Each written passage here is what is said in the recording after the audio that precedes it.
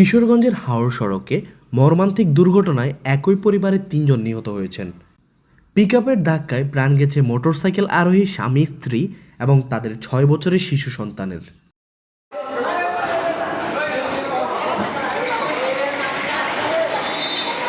সোমবার সন্ধ্যা ৭:৩০টার দিকে কিশোরগঞ্জের ইটনা মিঠামইন অষ্টগ্রাম অলয়দা সড়কের মিঠামইন উপজেলার কাস্তলা এলাকায় এই দুর্ঘটনা ঘটে। নিহতরা হলেন মিঠামইন উপজেলার মহিষাকান্দি গ্রামের মনির হোসেন, তার স্ত্রী মুন্নি আক্তার এবং তাদের শিশু সন্তান আয়ান।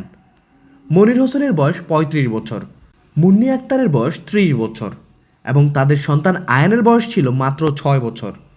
পুলিশ জানায়, স্বামী স্ত্রী ও তাদের সন্তান একটি মোটরসাইকেলে করে বাড়ির দিকে যাচ্ছিলেন।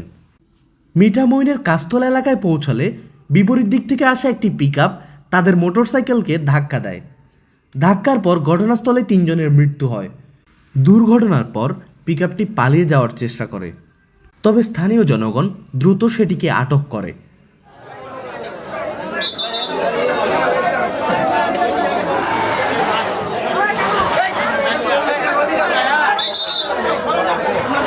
খবর পেয়ে পুলিশ ঘটনাস্থলে যায়। মিঠামইন থানার ভারপ্রাপ্ত কর্মকর্তা লিয়াকত আলী ঘটনার বিষয়টি নিশ্চিত করেছেন। তিনি জানান, পিকআপের ধাক্কায় মোটরসাইকেলের আরোহী স্বামী স্ত্রী ও তাদের এক সন্তান নিহত হয়েছেন। একই পরিবারের ৩ জনের এমন মৃত্যুতে এলাকায় নেমে এসেছে শোকের ছায়া। ঈদুল আজহার আগে যখন মানুষ পরিবার নিয়ে বাড়ি ফেরার প্রস্তুতি আর আনন্দে ব্যস্ত, ঠিক সেই সময় কিশোরগঞ্জের হাওড় সড়কে এই দুর্ঘটনা এক পরিবারকে মুহূর্তে নিঃস্ব করে দিল।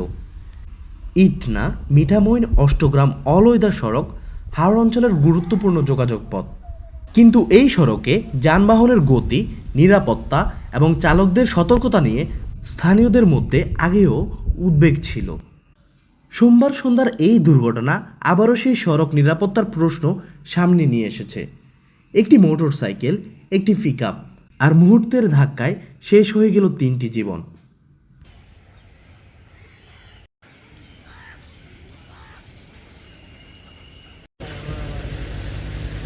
ওই দিদু